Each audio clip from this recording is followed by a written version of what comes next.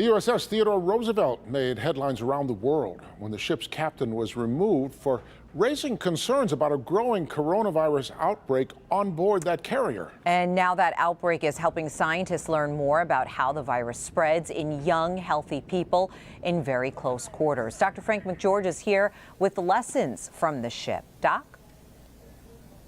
Well, you know, Steve and Sandra, of the nearly 5,000 sailors on the Theodore Roosevelt, 1,102 of them tested positive for COVID-19.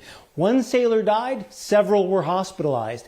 The Navy and the CDC investigated the outbreak, and there are several takeaway lessons for everyone. After nearly 2 months docked in Guam, the USS Theodore Roosevelt headed back out to sea last week to return to full duty.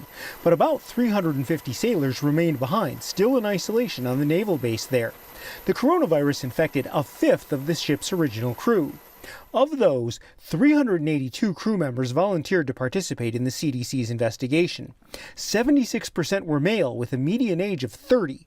60% of those had antibodies to the virus, and of those infected, 1/5 reported no symptoms.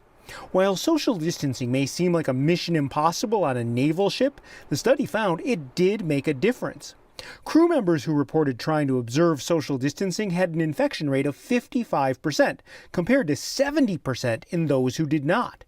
54% of those who avoided common areas were infected versus 68% of those who did not. And 56% of those who wore a face covering were infected, compared to 81% of those who did not wear a face covering. Of those who did report symptoms, those who suffered a loss of taste or smell were the most likely to have actually been infected. The ship has now been thoroughly sanitized and has no new cases. Now, there are several new procedures in place on the Theodore Roosevelt. Among them, sailors are wearing masks, eating in smaller groups, and being screened for symptoms.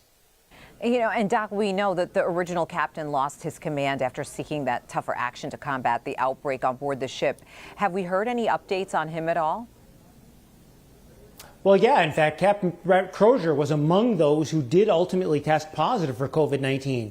The Chief of Naval Operations has, in fact, recommended Crozier be reinstated, and a broader investigation was completed in May, and those findings are still being reviewed. Back to you. All right. Thanks, Doc.